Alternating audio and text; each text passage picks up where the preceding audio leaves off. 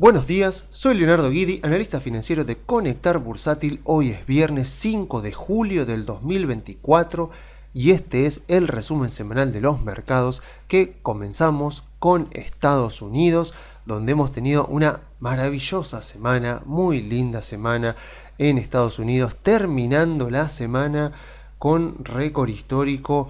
Y bueno, en mi caso particular fue una semana por demás de gratificante, porque las empresas que me gustan y con las que vengo insistiendo, la verdad que han tenido papeles muy buenos. O sea, no solo tal vez por Meta, que ha vuelto a récord histórico, sino sobre todo por Tesla, que le pegaban y bueno, ha tenido una semana fantástica. Así que una vez más, la verdad que el mercado nuevamente confirma que cuando uno ve sangre, cuando uno ve castigo, cuando uno ve ensañamiento del mercado contra empresas que son excelentes, que están creciendo, que tienen una propuesta de valor que puede tener algunos elementos diferenciadores, que tiene ventajas competitivas,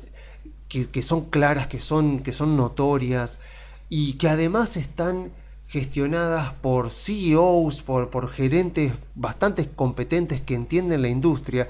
Bueno, en esos casos uno tiene, o sea, si quiere hacer lo mejor por su portafolio de inversión, uno tiene que mantener la calma, tiene que ir a los balances, ir al informe trimestral, al 10Q, al 10K, al informe anual, buscar análisis cualitativos de la compañía para entender la compañía, después agarrar el Excel y hacer la evaluación de la compañía, porque es muy probable que uno descubra antes que el resto del mercado que esa empresa está subvaluada, incluso planteando escenarios no tan optimistas a futuro, como el ensañamiento muchas veces es tan grande con respecto a una compañía, por más buena y conocida que sea la compañía, que incluso cuando uno plantea escenarios futuros en el Excel, que empieza a hacer proyecciones de variables a futuro, uno se da cuenta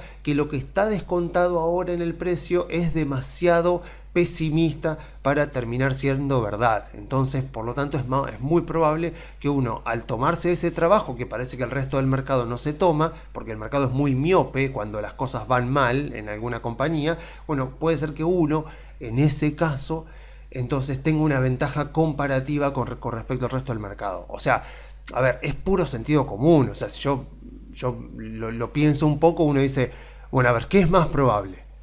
¿Que yo encuentre que una empresa está subvaluada cuando todos la aman, como Nvidia, por ejemplo? ¿O cuando el consenso del mercado dice solamente cosas malas sobre esa compañía? ¿En dónde es más probable que yo encuentre una subvaluación? Bueno, claramente Nvidia, por más que el año pasado todo el mundo hablaba bien de ella, seguía estando subvaluada y el mercado así lo mostró, el precio de la acción así lo mostró. Pero si yo quiero aumentar mis probabilidades, digo, bueno, ¿a dónde voy a ir a buscar empresas subvaluadas? ¿A dónde está todo el mundo mirando? ¿A dónde está todo el mundo convencido de que esa es una gran empresa que le viene yendo bien y que le seguirá yendo bien o aún mejor? ¿O donde hay buenas compañías que uno ya las conoce en muchos casos, pero si no, bueno, o sea, que uno detecta que son empresas que tienen ventajas competitivas y que están siendo muy castigadas y que el mercado está hablando muy mal de ellas? La narrativa del mercado es muy negativa en este momento. Bueno, es ahí donde uno tiene que ir a buscar, y es más probable que uno ahí termine encontrando una ganga, como se dice en la jerga del mercado, o sea, una empresa que vale mucho más de lo que refleja el precio de la acción en el mercado. Yendo, por ejemplo, al caso de Meta, vamos a ver el comportamiento que tuvo esta semana, o el que viene teniendo, mejor dicho. Vemos que cerró nuevamente en récord histórico, pero me interesa ver este recorrido porque vemos que cuando salió el último balance, el mercado lo recibió de manera muy pesimista. Vemos que el día antes cotizó acá y el día siguiente abrió con un menos 15, más o menos, por acá un menos 15, Vemos que después cerró en -10, pero después los días siguientes volvió a bajar hasta un -12, -13. Y vemos que después, bueno, ya llegando a junio, ahí ya estaba, ya había cerrado todo el gap. Y ahora tenemos nuevamente récord histórico. Entonces, es muy interesante porque es como que o sea, la oportunidad estaba muy clara porque la narrativa, o sea, obviamente luego de que salió el balance, luego, sobre todo luego de que salió la conference call, ahí donde explicaron un poco cuáles eran los planes para este año, lo que no gustó, o sea, parece increíble, pero fue así, o sea, lo que no gustó era que iban a bajar las ganancias por acción de la empresa porque la empresa iba a aumentar su inversión en infraestructura para estar a la vanguardia con respecto a inteligencia artificial. Bien sabemos que Meta en este momento es el segundo cliente más grande de Nvidia, solo por detrás de Microsoft. Entonces es una de las empresas que más está a la vanguardia en el desarrollo de inteligencia artificial generativa. Ya hemos visto algunos modelos, imagínense teniendo una de las mayores infraestructuras de inteligencia artificial de todo el mundo. Y bueno, al mercado eso no le gustó y entiendo que no le haya gustado al mercado, porque a pesar de que es lo más normal del mundo, que si una empresa quiere crecer más y mantener su ventaja competitiva va a tener que invertir más, obviamente el mercado en este caso lo tomó como algo negativo por el mal antecedente de 2022 con toda esa historia del metaverso, que también era una historia equivocada, porque si bien es cierto que la empresa cambió de nombre justamente por eso y que está invirtiendo y que sigue invirtiendo en realidad virtual y realidad aumentada, lo cierto es que la inversión que iba a Reality Labs, que es la parte que se conoce tradicionalmente como el metaverso, era muy minoritaria en comparación con la inversión que iba a la familia de aplicaciones que son Facebook, Instagram, WhatsApp, las que ya conocemos, ¿no? Pero claro, cuando uno miraba el balance, veía que la parte de Reality Labs era muy deficitaria al punto de que no sé si fue en 2022 o 2023, que me parece que fue 2022 que perdió esa línea de negocio, perdió 13.000 millones de dólares, o sea, era muy deficitaria, pero bueno, es lo que normalmente hace una empresa cuando quiere crecer. Amazon es un gran ejemplo de eso. Amazon es una empresa que pudo mostrar ganancias por acción mucho antes de lo que en realidad las mostró, pero Jeff Bezos siempre decía de que cuando él iba viendo que la empresa estaba empezando a generar ganancias y estaba empezando a acumularse el cash, él decía, no, yo prefiero eso. Y miren lo que es la filosofía interesante de Jeff Bezos. Él dice, yo prefiero eso, devolvérselo al cliente en forma de menores precios de los productos, mejores servicios, mayores servicios por el mismo precio y una cantidad cada vez mayor de servicios a disposición del cliente. O sea, él veía como que él primero tenía que lograr fidelizar a los clientes dándoles mucho a cambio de lo mismo o de cada vez menos, y de esa manera eventualmente con el paso de muchos años se iba a terminar generando tanta cantidad de cash que iba a quedar suficiente como para mostrar ganancias en los balances y por supuesto no sé, eventualmente pagar un dividendo al accionista, que afortunadamente todavía no lo hacen, pero sí lo que hacen es recomprar acciones, que es más o menos una forma también de devolverle dinero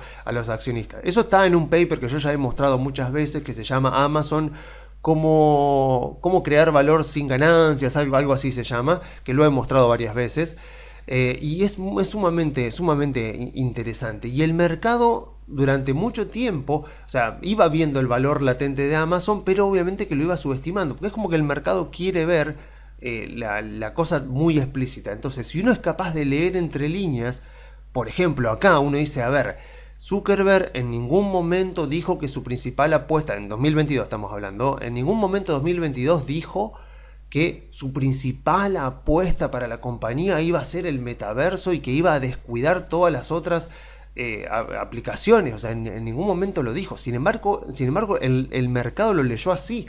y lo leyó en un contexto muy negativo. Entonces es como que se potenció, es como que fue un círculo vicioso que se fue retroalimentando a sí mismo. El contexto era muy negativo, se lo veía a Zuckerberg como un tipo irresponsable de quemar tanta cantidad de dinero de los accionistas en Reality Labs, que era una línea de negocio demasiado vanguardista, demasiado nueva, realidad virtual, que todavía no tenía un mercado potencial demostrado, y entonces el mercado lo castigó. O sea, lo vieron como algo demasiado riesgoso. O sea, y lo entiendo. O sea, el accionista diciendo, a ver, yo soy socio de esta persona y esta persona está tomando decisiones de inversión para invertir en una nueva línea de negocio que están creando, que todavía tiene un potencial de ingreso futuro bastante cuestionable. Entonces se entiende que lo habrán tomado como que Zuckerberg se arriesgó demasiado. El tema es que también, en cuanto al tamaño de la compañía, la apuesta, entre comillas, la apuesta por Reality Labs, por lo que era la realidad virtual,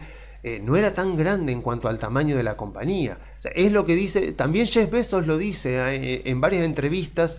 Él ha dicho, dice, cuanto más crece la compañía, también van a crecer los fracasos de la compañía.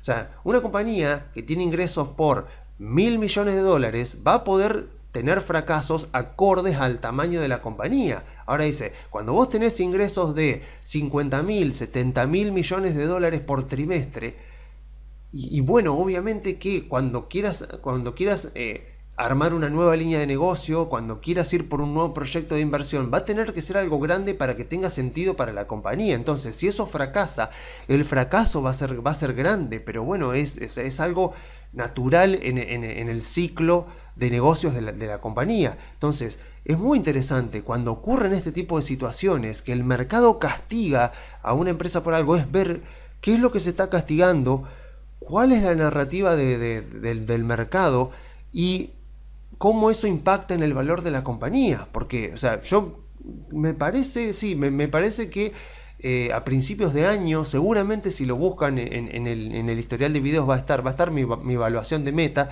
El tema es que creo que fue antes del primer trimestre, porque hice tanta que ya ni me acuerdo cuándo fue la última. Creo que fue para febrero más o menos. Yo a Meta le había puesto un precio más o menos, digo, bueno, por debajo de $600 está subvaluada. Creo que sigue estando subvaluada. Ahora hay que ver, obviamente, con toda esta nueva información. Pero, o sea, me meto en estas cosas, en estos videos, no para ningún tipo de recomendación de inversión, porque no quiero recomendar ninguna inversión, porque quiero que cada persona haga el laburo propio.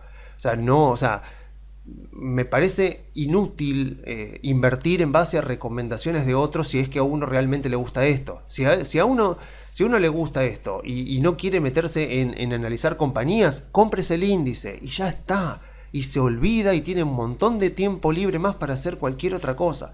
Ahora, si a uno realmente le gusta analizar compañías, bueno, yo quiero, o sea, con este tipo de información, no quiero que se entienda que digo, bueno, yo quiero que compren esta compañía o algo, sino entiendan la forma de analizar una compañía para que después ustedes lo puedan aplicar a cualquier compañía que a ustedes les guste. Y sobre todo, cuando ustedes encuentren una empresa que les gusta, que la entienden, cuando pase algo malo en esa compañía o cuando el mercado se ensañe con esa compañía, porque en algún momento va a pasar, les pasa a todas, uno pueda estar ahí con la información y con las herramientas suficientes para tomar ventaja del mercado. Porque la miopía de los mercados financieros a veces es realmente sorprendente, y afortunadamente no creo que esa miopía habitual de los mercados financieros, ese no poder ver a largo plazo, ver solamente al próximo trimestre, al próximo balance, eso yo creo que no se va a terminar por más inteligencia artificial que le metamos a los mercados y a los análisis financieros. Eso creo que es buenísimo. O sea, cuando las cosas andan bien, como ahora, por ejemplo, sobre todo cuando miramos el Standard & Poor's, cuando las cosas andan bien, los mercados miran a futuro, 12 a 24 meses, o sea, se ponen más largoplacistas, buenísimo. Ahora, cuando repentinamente ocurre algo malo e inesperado, es increíble lo rápido que la visión del mercado gira y pasa a posicionarse mucho más en el corto plazo, y por supuesto siempre descontando los peores escenarios posibles para la compañía. O sea, obvio, es frustrante y es molesto cuando vos estás invertido en esa compañía y ves que de golpe tenías meta y de un día para el otro porque salió el balance te cae 15%, te cierra en -10 y vos decís, pero si la compañía anunció que va a invertir más en inteligencia artificial para ser un líder en inteligencia artificial. ¿Qué es lo que el mercado ve malo en eso? Bueno, algo vio el mercado malo en eso porque el precio de la acción reaccionó. Entonces la pregunta es justamente, ¿tiene sentido? ¿Tiene lógica lo que está viendo el mercado? ¿O estoy viendo una reacción emocional, una emoción cortoplacista, o sea, una emoción que está basada en un sesgo que tiene el mercado con respecto a esta compañía, porque en 2022 aquellos que vendieron a principios de año y se mantuvieron capaz que hasta fin de año les pudo haber salido bien, pero bueno, aquellos que fueron comprando a la baja también les fue mucho mejor. Entonces como que el mercado dice, bueno, esta compañía cuando en el año 2022 anunció que iba a aumentar sus inversiones de capital, su CAPEX, por el tema del metaverso, Reality Labs, después terminó teniendo resultados decepcionantes. Entonces ahora entendemos que va a ser lo mismo. Vamos a decir, bueno, a veces el mercado piensa así de simple y eso nos beneficia a nosotros, porque entonces podemos aprovecharnos de eso. Es frustrante, pero la verdad que es maravilloso que el mercado te brinde esas excelentes oportunidades de inversión y más habitualmente de lo que podría parecer. O sea, simplemente con que nos tomemos el trabajo para analizar en profundidad una empresa, para entenderla, para entender su industria y sobre todo para ser más pacientes que los demás, yo creo que ahí tenemos una ventaja comparativa contra la gran mayoría del mercado, sea acá en Argentina y sea incluso en Wall Street, porque no me acuerdo quién era que había dicho la frase, creo que fue Warren Buffett, el que dijo la frase de que el mercado de capitales es ese lugar en el que la riqueza se transfiere desde los ignorantes e impacientes hacia los que se han tomado el trabajo de analizar las compañías para entender qué es lo que tienen en el portafolio y además de entender en qué están invertidos, al mismo tiempo son lo suficientemente pacientes porque se dan cuenta de que el valor de las empresas cambia lento, no cambia, o sea que Apple haya subido un 30% en un trimestre, no quiere decir que la empresa, ahora de repente los negocios de la empresa mejoraron un 30%, porque el precio siempre mira al futuro. Se espera que el precio de la compañía aumente, pero a lo largo del tiempo, porque las empresas no cambian tan rápido como pueden cambiar los precios de las acciones. Entonces vos entendés eso y sabés que lleva tiempo convertir en hechos concretos, en números concretos, todo el potencial que una empresa tiene. Entonces, si uno logra entender una compañía, uno entiende una industria, uno hace la evaluación y ve que en un escenario relativamente conservador está subvaluada, compra esa compañía y después tiene paciencia, por puro sentido común, si existe el análisis correcto, en algún momento, tarde o temprano, el mercado lo reconoce. Y por eso yo encuentro también similitudes con esto para aplicarlas a Argentina. No voy a pasar ahora concretamente al caso de Argentina, pero le encuentro bastantes similitudes, sobre todo con lo que ha pasado esta semana, con lo que viene pasando durante las últimas semanas en Argentina, pero digo, sobre todo el lunes que fue tan negativo para las acciones, para los bonos también, pero sobre todo para las acciones. Yo digo, bueno, pensando en lo que pasó el lunes y en lo mal que la pudo haber pasado varias personas que estén invertidas en bonos, pero sobre todo en acciones argentinas, yo pregunto justamente, ¿por qué estás invertido en Argentina? O sea, es una muy buena pregunta que uno siempre tiene que hacerse como para entender cómo reaccionar. Porque uno dice, bueno, ¿por qué estás invertido en Argentina? O sea, si estás invertido por fundamentos, porque crees que los ingresos, las ganancias y el costo de capital de las empresas van a mejorar, y esa expectativa futura todavía no ha cambiado, a pesar de todo lo que se ha dicho durante las últimas semanas, Banco Central, Ministerio de Economía, la propia presidencia, todo. Si tus expectativas futuras de qué es lo que va a pasar con las ganancias de las empresas, con los ingresos, con el riesgo país, o sea, si eso todavía no ha cambiado, entonces mi pregunta es, bueno, ¿cómo te afectó la baja del lunes? Porque si tu perspectiva sigue siendo buena, pero la baja del lunes, por ejemplo, o las bajas que vienen sufriendo las acciones durante las últimas semanas te afectaron emocionalmente mucho, entonces, capaz que no estás preparado para invertir en acciones de empresas, o sea, porque no las estás viendo como empresas, sino que las estás viendo como precios que se mueven. O sea, yo te puedo entender si cambió tu expectativa acerca de que Milei va a lograr estabilizar la economía, o incluso capaz que decís, che, hay riesgo de que capaz que al tipo lo rajen antes de tiempo, de que la calle no le aguante. Bueno, entiendo eso. Entiendo si una persona durante estas semanas dijo, che, la verdad que estoy dudando de que se logre el plan de estabilización, de que Milei logre acumular caudal político, la calle se le puede complicar, la gente puede terminar de apoyarlo. Bueno, eso lo entiendo perfectamente, porque en ese caso entiendo que uno la pase mal con lo que ocurrió el lunes con los precios de las acciones, porque si uno justamente ha cambiado sus expectativas, obviamente cambian sus fundamentos, sus razones para invertir en Argentina. Entonces ahí te lo puedo entender, porque ahí sí te puedo sentir que te sientas mal porque cambió tu expectativa a futuro. Pero si tu expectativa a futuro del país no cambió, pero aún así te pusiste nervioso y mal el lunes con las caídas que sufrieron las acciones argentinas y las que vienen sufriendo durante esta semana, entonces no hay ninguna duda de que tu tolerancia al riesgo no se aguanta la volatilidad de las empresas argentinas y que por lo tanto deberías más bien reconsiderar cambiar tu portafolio a un instrumento de inversión un poco más seguro, como pueden ser los CDR, un poco menos volátil como pueden ser los CDRs, porque la verdad que ninguna inversión bursátil justifica que uno la pase mal.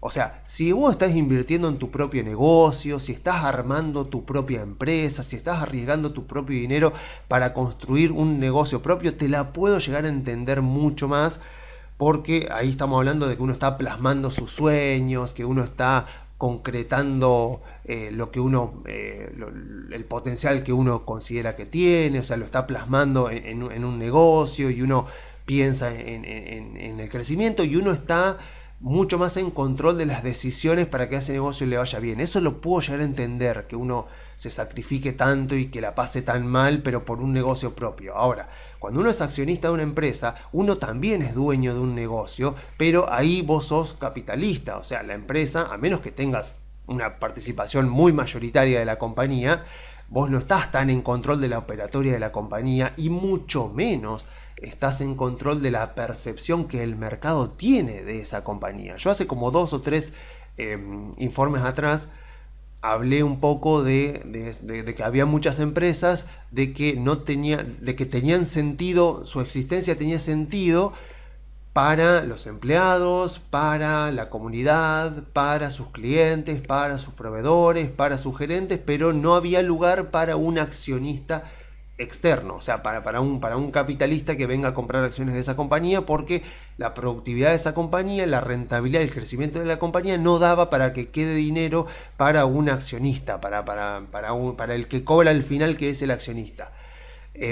Obviamente, entonces, ¿eso qué implicaba? Que uno tiene que, cuando analiza una compañía, buscar aquellas compañías que tengan suficiente crecimiento y margen de rentabilidad para que sean una buena inversión para todo el mundo, incluso para el accionista, que en todos los casos siempre es el último que cobra. Por eso es el que más se beneficia cuando a la compañía le va bien, porque todos los otros van cobrando montos que están bastante limitados. En vez del accionista es el que se queda con todo lo restante, es el que asume la mayor cantidad de riesgo, y por lo tanto es el que merece llevarse la mayor cantidad de rentabilidad cuando a la compañía le va bien, porque es el que más va a sufrir cuando a la compañía le va mal.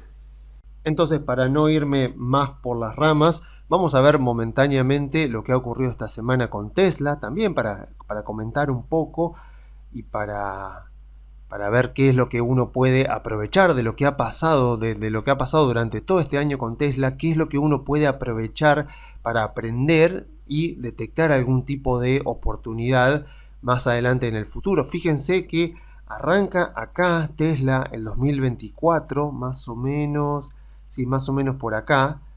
Y fíjense lo que pasó, o sea, 40%, o sea, 40 y pico ahí a finales de abril, 40 y pico. ¿Ustedes cuál se imaginan, sin saberlo pero intuyéndolo, cuál se imaginan ustedes que era la narrativa del mercado en este contexto, finales de abril? O sea, ¿qué se creen ustedes que era lo que el mercado decía con respecto a Tesla? Por eso es que Tesla me hace acordar tanto a la meta del 2022.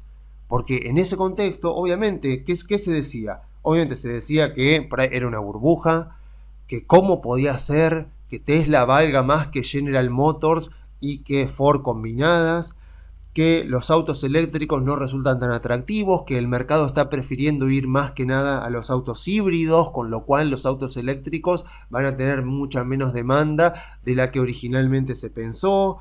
Qué sé yo, a ver, se decía que Elon Musk estaba muy distraído en Twitter. A ver, es verdad que Elon Musk muchas veces está demasiado fragmentado, podríamos decir, y con lo cual se notaba por ahí que estaba delegando demasiado y se ve que la gente, el accionista, lo quiere ver más presente a Elon más metido en la compañía. Por eso es que le votaron el paquete de compensaciones, un nuevo paquete de compensaciones. Sabemos que él no cobra salario en Tesla, entonces como para motivarlo un poco más, le votaron un paquete de compensaciones con acciones. Y bueno, obviamente también se decían que se había agotado el crecimiento de la compañía, bueno, que la competencia china la iba a matar. O sea, ¿se acuerdan ustedes de una empresa en 2022 que se decía que tenía que la iba a matar? O sea, ¿se acuerdan ustedes qué pasó con esa compañía? Bueno, yo la veo bastante bien en récord histórico y vivite y coleando. No quiero decir qué va a pasar con esto porque son casos completamente diferentes, son dos industrias absolutamente diferentes. Pero en los años 80 en Estados Unidos se hablaba de la competencia de los autos japoneses y de que los autos estadounidenses iban a ser, las automotrices estadounidenses iban a ser totalmente destruidas por los autos japoneses porque eran de mejor calidad, eran de menor precio y bueno, ahí está la situación. O sea, Japón, finales de la década de los 80, principios de los 90, entra en una burbuja de la cual le costó 30 años salir. En realidad no es de la burbuja salió relativamente en pocos años, pero del estancamiento económico hasta podríamos decir que todavía ni siquiera salió, porque si tengo que mirar PBI per cápita de Japón está bastante estancado desde hace 30 años, claro, por supuesto, está totalmente estancado a niveles de países desarrollados, y con lo cual el nivel de vida se mantiene muy alto. No estoy diciendo que con China va a pasar lo mismo, pero hay signos de que China tal vez no vaya a convertirse en el país que va a superar a los Estados Unidos, como en aquel momento también se decía de Japón. Vamos a ver, la diferencia es que en la década de los 80 Japón ya era un país muy desarrollado, a China todavía le queda muchísimo margen para crecer. China todavía tiene muchísima desigualdad de ingreso entre sus habitantes. Tenés gente en Shanghái que tiene ingresos de la magnitud de estadounidenses o de europeos, y a medida que te vas corriendo desde la costa este hacia el oeste hasta llegar al Tíbet, vas viendo cómo disminuye el ingreso por habitante hasta tener partes del Tíbet, ciudades chinas, digamos, comunidades chinas que tienen salarios propios de países africanos. O sea, las desigualdades en China todavía siguen siendo muy altas, pero aún así, con el tema del auto eléctrico, obviamente yo creo que más que Tesla, los que van a tener que estar preocupados por el auto chino son las automotrices europeas, porque lo que ha mostrado Tesla es que está bastante a la vanguardia. O sea, si yo tengo que pensar de Tesla de ahora en adelante, para mí es una empresa que sigue estando subvaluada, pero no tanto por la venta de autos, sino por todas las fuentes de ingresos extra que deberían empezar a aparecer incluso durante este año. Ya está el tema de los robotaxis, de los taxis con conducción autónoma, o sea, los Uber, pero con conducción autónoma de Tesla, 100% full self-driving. Eso dijeron que para agosto capaz que ya lo podían anunciar. Después está todo el tema de Optimus, que es el robot humanoide de Tesla para fábricas, para industria, para todo el tema de de industria pesada, pero además agregándole también inteligencia artificial, porque Tesla también es uno de los principales agentes que está invirtiendo en inteligencia artificial. Después está todo el tema del tema de los paneles solares, la fabricación de paneles solares. Está también la idea de que por suerte fue reflotada de fabricar un modelo Tesla compacto, algo más económico, más asequible, porque por ahora los autos eléctricos siguen siendo solamente asequibles, digamos, a que se lo pueden permitir un segmento mediano alto de la población. Y al mismo tiempo se nota que como han bajado los márgenes de rentabilidad de la compañía también ha empezado con una política fuerte de reducción de costos y de estructura. Ahora bien, si no te gustaba Tesla acá, no te puede gustar acá. O sea, si no te gustaba Tesla acá, en los $150, 140 y pico, no debería gustarte en los 250. Porque por ley de oferta y demanda, la ley de oferta y demanda dice que si el precio sube, la demanda tiene que bajar, no debería subir. Pero bien sabemos que en el mercado de capitales eso no se cumple. Porque acá en el mercado de capitales se agrega una variable adicional que es la narrativa. ¿Cuál es la narrativa que había con respecto al futuro de la compañía acá en abril y cuál es la que hay ahora? Recordemos, siempre toda evaluación de una compañía es en última instancia una opinión de la persona que está evaluando la compañía, porque el valor siempre reside en el futuro y depende de qué futuro vos vislumbres para la compañía, el valor va a ser uno u otro. No es lo mismo el valor que va a tener Tesla si va a terminar siendo solamente una automotriz fabricante de autos eléctricos, que si la empresa se convierte más bien en una empresa tecnológica que no solo vende autos eléctricos, sino también tiene fabricación de robots para industrias, tiene conducción autónoma por la cual la gente paga un servicio mensual. Si al mismo tiempo la conducción autónoma le permite tener toda una flota de autos manejándose solo yendo por la ciudad, si al mismo tiempo la demanda se mantiene fuerte de autos eléctricos, etcétera, etcétera, ¿no? O sea, son narrativas diferentes y por lo tanto son valores para la empresa diferentes. Entonces, espero que haya servido esto más que nada como didáctica, como enseñanza, porque la verdad que comentar noticias, hacer informes semanales para comentar noticias no me gusta. O sea, si no puedo agregar un poco de valor explicando cómo uno puede aprovecharse de esas ineficiencias del mercado, siento como que el informe la verdad que no vale mucho. O sea, yo quiero que el informe sirva para que uno aprenda y sobre todo que uno no se deje llevar por la manada, que uno aprenda a utilizar esos contextos donde el mercado se pone en pánico, donde cambia la narrativa del mercado, cambia la expectativa del mercado y uno puede ver una empresa que esté siendo muy castigada y aprovecharse de eso, aprovecharse de que el mercado está castigando exageradamente a una empresa, porque uno tiene las herramientas, porque uno, o sea, sin necesariamente pagarse una super plataforma, tenemos las herramientas a disposición, podemos descargarnos los informes trimestrales, los informes anuales, podemos encontrar en internet análisis muy buenos sobre la parte cualitativa de la compañía. En YouTube hay un montón de videos, hay un usuario de YouTube que se llama Acquired, así como adquirido en inglés, Acquired, que tiene videos que son en realidad podcast de 4 horas, 3-4 horas hablando de compañías. O sea, hablando de Microsoft, hablando de Starbucks, hablando de Costco. O sea, 3-4 horas hablando de la compañía. Claro, vamos a ver las vistas, y tiene bastantes vistas, pero por supuesto no son tantas. Entonces uno dice, bueno, una porción minoritaria del mercado es el que en realidad se toma el trabajo de analizar las empresas, de entender las empresas, y al mismo tiempo tiene los conocimientos para hacer una evaluación, para agarrar el Excel y hacer una evaluación, y encima tiene la paciencia para aguantar los vaivenes del mercado, la volatilidad del mercado, y esperar a que el mercado finalmente reconozca el valor que verdaderamente tiene la compañía. Así que si uno hace ese esfuerzo, va a estar invirtiendo con una ventaja comparativa con respecto a los demás. Y si hace las cosas bien, a la larga va a terminar obteniendo rendimientos superiores al índice y no pasando sobresaltos en el camino, porque cuando pasen cosas malas y el mercado se ensañe con una compañía, si uno la tiene en el portafolio y uno la conoce, uno puede mantenerse tranquilo porque sabe que el mercado está cometiendo un error y encima puede aprovecharse de ese error. Pero para eso uno tiene que hacer todo el análisis y el estudio previo. Así que bueno, terminada la parte de Estados Unidos, pasamos ahora a Argentina, donde, como lo comentaba anteriormente, tuvimos una semana bastante esclarecedora, o sea, de esas que te ayudan a replantear y a reevaluar la inversión que estás haciendo. No voy a repetir acá lo mismo que ya comenté hace un momento, o sea, si ustedes son de los que va directamente en el informe a la parte de Argentina, vuelva más o menos hasta el minuto 19, que ahí, mientras hablaba de Estados Unidos, hice un pequeño paréntesis y dije algo de Argentina que no voy a repetir acá, que me parece importante respecto de lo que ha pasado esta semana.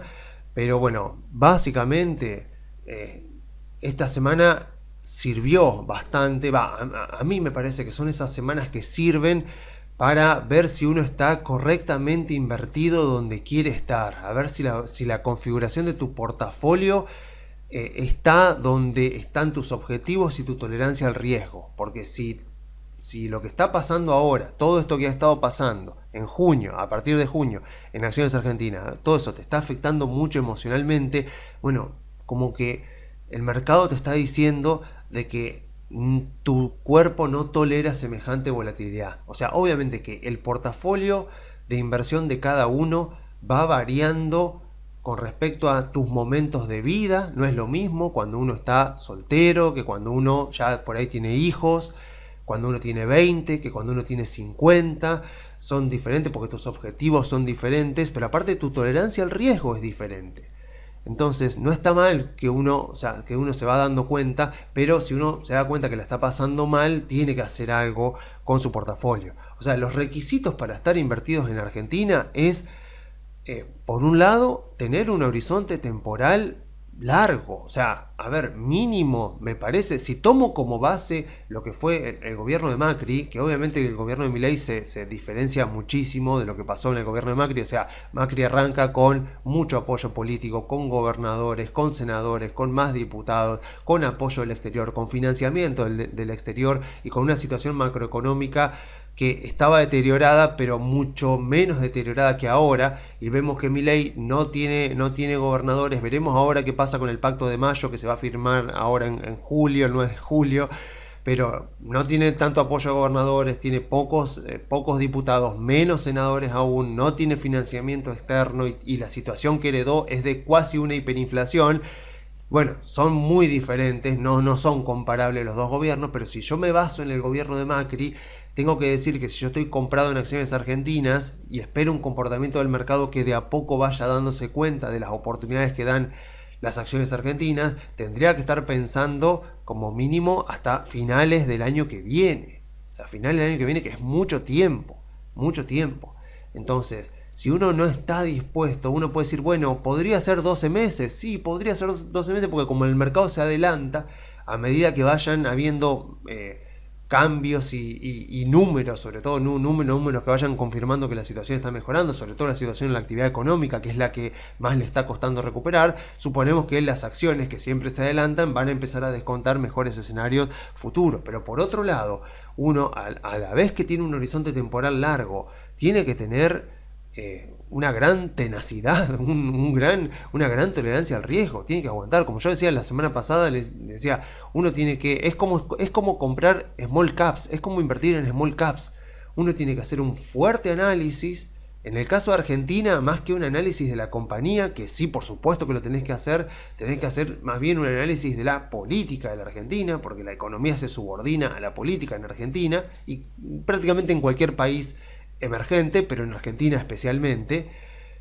Y después, una vez que hiciste ese análisis y que estás convencido de que estás comprando algo bueno que vale mucho más si el país se recupera, después es apretar los dientes, agarrarse a la silla y aguantar lo que venga, porque la volatilidad es esto, y es tanto para abajo como para arriba. O sea, cuando vengan los ciclos,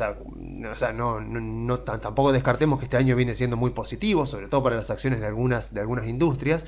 Pero cuando venga la volatilidad positiva también va a ser así, pero para arriba. El tema es que, como sabemos, en Argentina cuando viene lo inesperado, el mercado generalmente lo va a tomar para mal, porque siempre en Argentina, cuando vino lo inesperado, terminó siendo malo y aquellas personas que pensaron los peores escenarios terminaron más o menos teniendo razón. Entonces en Argentina sabemos que hay un sesgo a que cuando hay algo inesperado, y en Argentina todo el tiempo los agentes económicos, digamos las familias, las empresas, los bancos, todo el tiempo mirando hacia el medio, mirando hacia la política, a ver cuáles son las señales que salen desde la política. Y cuando las señales no son muy claras, el mercado se pone automáticamente en modo defensa y castiga mucho los precios de los bonos y por supuesto también el de las acciones.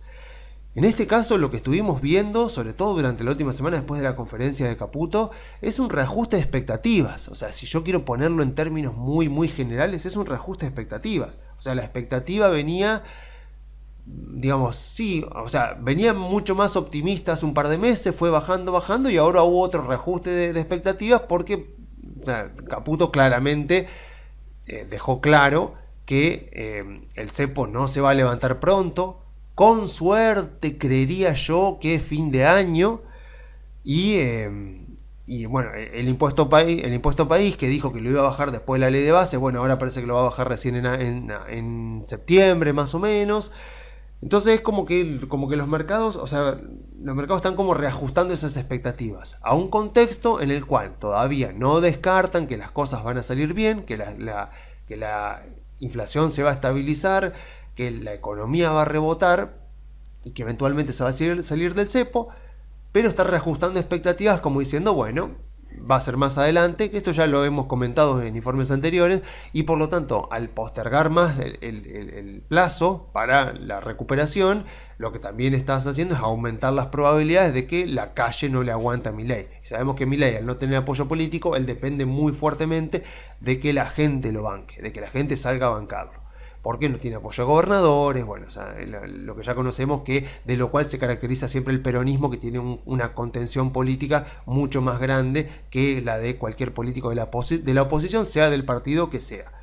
Entonces, a ver, no es que el mercado esté pidiendo ver resultados ahora mismo, porque ya sabemos, una vez más, no hace falta volver a repetirlo, pero sabemos que el mercado no vive en el presente. Sabemos que los mercados viven en el futuro y miran al futuro. Pero, como también lo comenté anteriormente en este informe, cuanto más pesimista, cuanto más incierta son los escenarios futuros, el mercado se vuelve cortoplacista. O sea, en Estados Unidos, cuando las cosas van bien, como lo decíamos recién, el mercado te puede mirar 12 meses a futuro. O sea, cuando digo mirar, me refiero a las ganancias de las empresas. Puede mirar 12 meses a futuro, puede mirar más todavía, incluso 24 meses a futuro, puede ir descontando eso en los precios. Cuando la incertidumbre se vuelve muy grande, y bueno, sí, o sea, el mercado se vuelve muy volátil, porque cuando yo miro los escenarios futuros de Estados Unidos, yo tengo un espectro, ¿no? O sea, gana Trump, gana Biden, bueno, las ganancias de las acciones pueden variar, no sé, un 5% para arriba, un 5% para abajo, un 2, un 3% para arriba, un 2, un 3% para abajo, dependerá de la industria, dependerá de la empresa. O sea, más o menos y las valuaciones de las compañías se van a ir moviendo descontando esos escenarios como escenarios más extremos, porque son economías desarrolladas, son economías mucho más estables. En Argentina, vos los escenarios que tenés, el abanico de escenarios posibles de ganancias para las compañías que se podrían descontar en los precios, son re amplios. Entonces, podés pasar de escenarios muy optimistas, que las ganancias de las empresas se multipliquen por 5, no sé, o más todavía, o escenarios muy pesimistas donde las empresas van a seguir perdiendo dinero, o peor aún, capaz que entren en problemas financieros, porque hay una crisis política, porque hay una crisis cambiaria, por lo que ya conocemos tantas veces en Argentina. Entonces, piensen en la amplitud, no sé, de multiplicar las ganancias por 5 a perder dinero y tener problemas financieros con una crisis política, una crisis cambiaria. O sea, la amplitud que hay entre esos escenarios es enorme. Entonces, el precio de la empresa va a ir descontando ganancias que estén en ese espectro enorme. Entonces, en algún momento se pueden inclinar más a lo positivo y las empresas pueden subir mucho. De repente hay una mala noticia, de repente hay una conferencia de prensa, alguna noticia política, y de repente, bueno, sí, van a seguir bien, va a ser positivo, pero ya bastante menos. Entonces, de repente, te baja la cotización de las empresas y te das cuenta que es algo político porque bajan todas juntas. No es que bajan los bancos sí, pero las energéticas no, o las petroleras sí, pero las comerciales no, o sea, no, bajan todas. Entonces te das cuenta que es algo que no depende de la industria, que no depende de la empresa, sino que es algo que está repercutiendo a nivel país, a nivel instrumento financiero, y cuando ves que los bonos también están bajando, vos decís, bueno, no, claramente no es algo en contra mía, o sea, no es algo en contra de la compañía, es algo que atañe a todo el contexto, a todo el país en general. Entonces, en base a eso es la volatilidad que vamos a tener. Y es esa volatilidad, la amplitud de escenarios posibles para la ganancia de las empresas va a dar una amplitud muy grande de movimiento de las acciones. Y si uno descuenta en su propio análisis un escenario positivo, entonces dice, bueno, esto está subvaluado. Porque de todos los escenarios posibles, de todo este abanico enorme de escenarios, yo descuento un escenario que tal vez no sea tan optimista. Por ejemplo, te estoy poniendo como el ejemplo de recién. Capaz que no digo, bueno, capaz que no sé si las ganancias se van a multiplicar por 5, pero capaz que por 2, por 3 se multiplican. Entonces yo tengo ese escenario. Si tengo ese escenario, digo, bueno, yo entonces compro porque creo que ese escenario es el más probable. En el medio va a pasar de todo, va a fluir información nueva a los mercados, va a haber comportamientos de manada, va a haber de todo. Y lo que yo tengo que hacer es, si yo hice mi análisis previo y sigo convencido de que ese análisis es correcto, bueno, aferrarme y aguantar, disciplina. O sea, aguantar y tolerar eso y tener esa actitud de largo plazo que hace que eventualmente, como dice Warren Buffett, la riqueza se transfiera desde los impacientes a los pacientes.